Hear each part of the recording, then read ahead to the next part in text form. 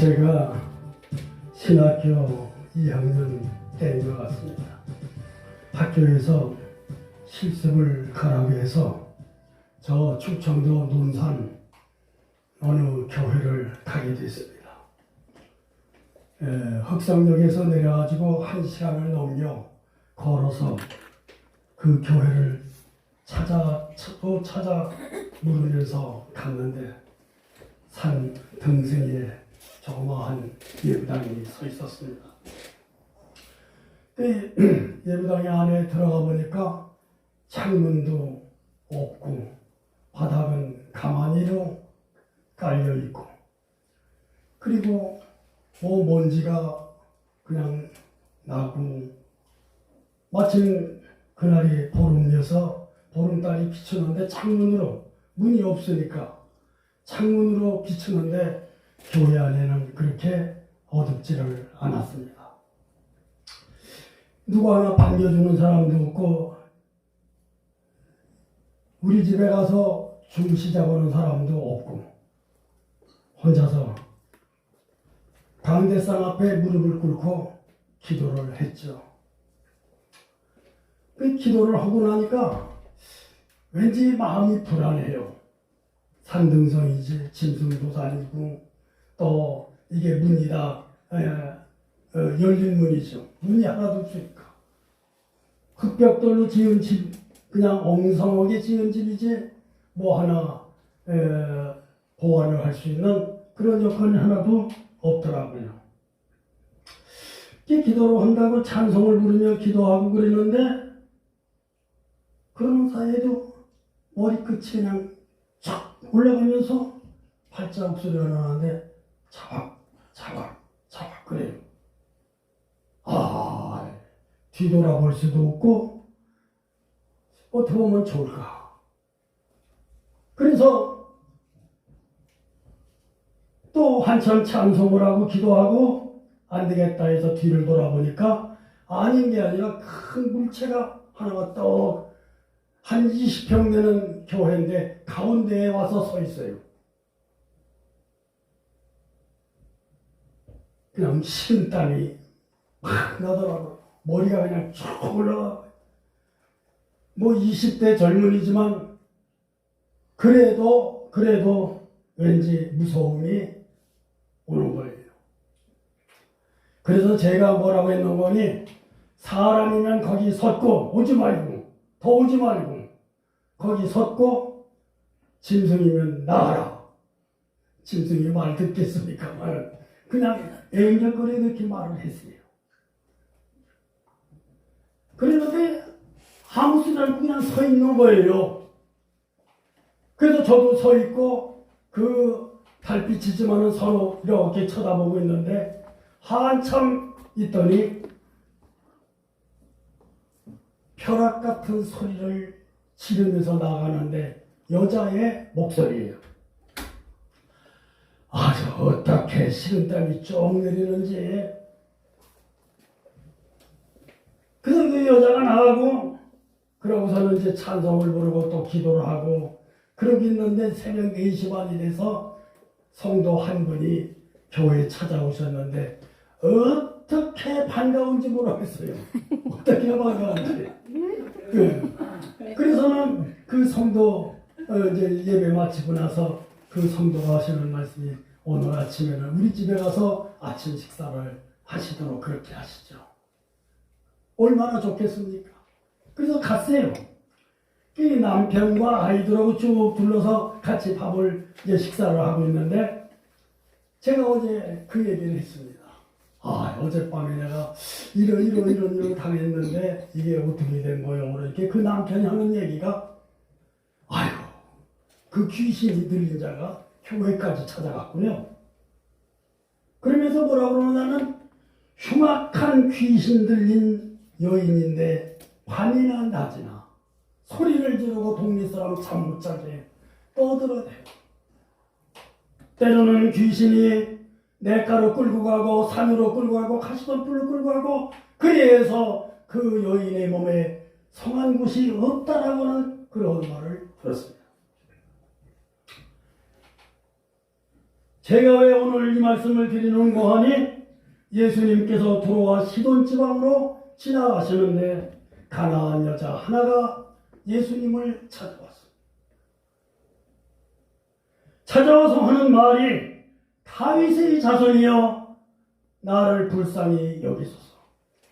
내 딸이 귀신이 들어가서 그야말로 귀신이 가자는 대로 가고 헤매고 있사오니 내 딸에게서 귀신을 쫓아내달라고 이 여인은 간절한 울부짖음을 예수님께 고했습니다.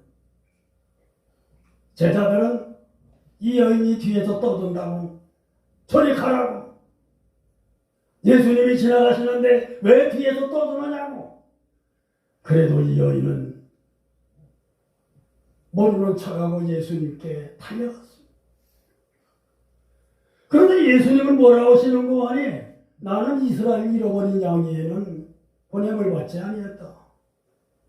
이것과 정반대되는 말씀으로 아마 오늘 여러분들 같으면 사랑 많고 70번씩 7번 용서해주고 그야말로 예수님의 그 말씀에 사랑하신 양반이 그래 어디가 아픈데 어디 있는데 내가 가서 고쳐주마, 귀신을 내쫓아주마, 그래야 될 터인데 이스라엘 잃어버린 양이에는 보냄을 받지 아니했다라고 말씀합니다. 그런데도 이 여인은 다시 또 다윗의 자손 예수여 불쌍히 여기소서 도와주소서, 내 딸이 귀신이 들어왔으니 귀신을 내쫓아달라고 울부짖는 겁니다. 두 번째 예수님 뭐라고 했습니까? 자녀의 떡을 취해 개에게 던짐이 마땅치 않다라고 거절했습니다. 저 같으면 예수님은 하나님의 자녀 아들이 아니라 위선자요, 지금으로 말하면 말도 못하는 겉과 속이 다른 자, 내 딸을 귀신을 지금 못 고쳤지, 당신 같은 사람한테 내가 이렇게 딸을 고쳐달라고 한데 자신이 잘못된 거다, 부끄럽다라고 소리치면서 아마 돌아갔을지도 모릅니다. 그런데 여기에서 우리가 볼 것은 예수님이 왜 이 두 가지 말씀을 하셨느냐. 그 당시에 바리새인들은 사마리아를 천히 여겼습니다.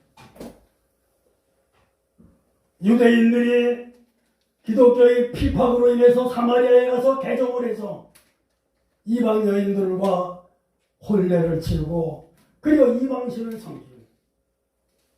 그래서 그 당시에 유대인들은 사마리아를 개만도 못한 그런 거로 여겼습니다. 그런데 이 여인은 그 말에 조금도 굴하지 아니하고 다윗의 자손 예수여 나를 불쌍히 여기소서. 올소이다 개도 주인의 밥상에서 떨어지는 부스러기를 주워 먹나이다 하면서 예수님께 매달렸습니다. 그때 예수님께서 다가오시기를 말씀하시기를 내 믿음이 크도다라고 말씀하셨습니다. 아멘. 내 믿음이 크도다. 아멘. 저는 여기에서 믿음을 두 가지로 봤습니다. 하나는 보편적인 믿음, 예수를 나의 구주로 삼고 그야말로 죄사함을 받은 것을 믿고 믿는 그러한 믿음. 또 하나는 뭡니까? 큰 믿음입니다. 산을 옮길 만한 그런 믿음입니다.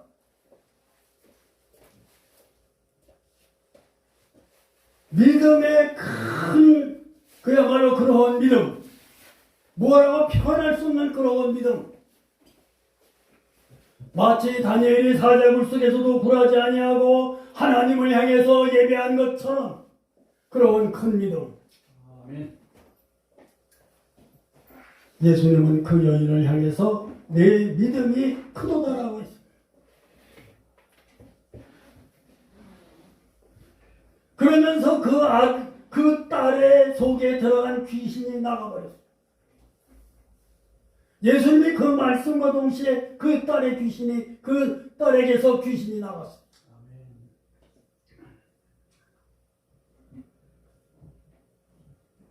여기에서 우리에게 주는 가장 교훈된 말씀이 무엇입니까? 하나의 겸손이라고 볼 수가 있습니다. 그래서 어떤 목사님은 첫째도 겸손이요, 둘째도 겸손이요, 셋째도 겸손이라고 그랬습니다. 예수님의 그러한 자존심을 상하게 하고 그야말로 인간의 그 밑바닥까지 이 여인을 내리고, 그러나 그 여인은 굴하지 아니하고 그것을 다 받아들였을 때에 그 여인의 소원이 이루어진 것처럼.